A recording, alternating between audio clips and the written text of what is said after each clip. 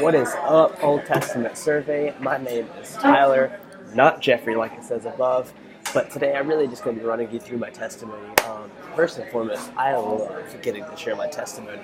Any chance that I have just to get to go share my testimony or just tell people my story, I just absolutely love it. It brings me so much joy to be able to do this. So when I was reading over this assignment, I just got super pumped up to be able to share my testimony. So I think my testimony really starts I could just say all my life. I mean, I grew up in church. I come from a church family. I would say growing up I had a drug problem.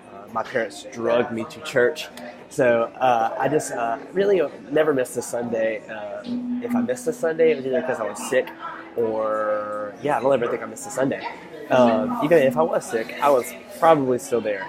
But let's see. From there, I really just knew the whole church way. I knew everything there was to know about church. Like, I got this whole thing down. I was batting like a 450 the whole time. Super solid. And so I think the more and more that I got into high school, I really started to experience things things of this world, I guess I could say. Things that could be like, going to parties or just dating girls and getting involved with friends and things that really just weren't the best for me. So I feel like the more and more that I started to indulge in that from, I think, starting in about the 9th grade when I was 15 up until probably my senior year of high school, throughout the entire thing till I was probably 19. I got into my freshman year of college and I was just going through life like, I'm a Christian. No big deal. I've been to church my whole life. No stress. But it really didn't hit me until I realized that there was a void in my life, that something was missing. That something just wasn't there, because everything that I was doing, I go to a party at the weekend, every girl that I tried to date, nothing would ever bring me satisfaction. So everything that I would try to keep stacking onto each other, eventually I was trying to build my identity on a building block of Jenga, I guess you could say. And then eventually things would pull out, like my dad died, okay? Pulls out a Jenga block, okay? Didn't do as well academically as I thought I would. Didn't get into the college that I wanted. 1, 2, and all of a sudden I'm left with just this stack, and then one swift blow blew it all over. And now I'm left with just a rubble and ruins of my life, and I'm like, what do I do? At this point now, this brings me up to my freshman year of college, and like I said, I had been going to church my whole life, so I was sitting in a service, and actually really, really funny story of how I ended up meeting Jesus. I actually was sitting in a service. If New Spring Church is the church that I go to, if any of you are familiar with that church, and Perry Noble is the pastor, and he was preaching one day about we're doing a series at the movies, and he was making a theology analogy from the movie Frozen, ironically enough, all the way to the gospel, which was super cool.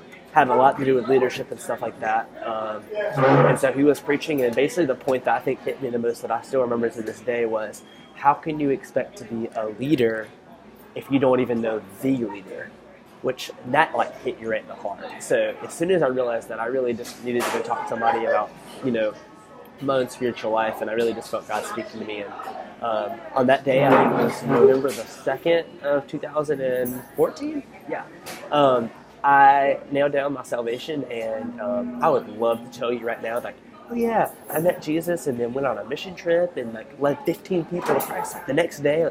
I would love to tell you that my walk with Jesus after I got saved was roses and fields and springs and meadows and the first half of Psalm 23, but it wasn't. It actually was pretty rough. Actually, my growth with Jesus didn't start until almost a full year later. In about August, I was holding on to those same things that I really just couldn't let go of. But I feel like once I met Jesus, the ball started to rolling. And it was, like I said, until August where I really started to step into community. I started stepping into serving in the local church, which is very important, by the way. And I really just started to see my own growth in Jesus. And then it eventually led to me being able to be a part of Zoe Church, which is a fairly new church in Los Angeles, California. That's currently where I'm sitting. And it's just been an awesome journey being able to see how the Lord has used me to not only do a work through me, but a work in me. So I think it's super cool. Testimony. There you have it. You can take it or leave it. That's my story. So thanks for listening. I hope you enjoyed it, and I hope it's very encouraging to you, and I hope that this just furthers you in your walk with Jesus as well. So thanks a whole lot. I really appreciate it. Hope you guys have a great day.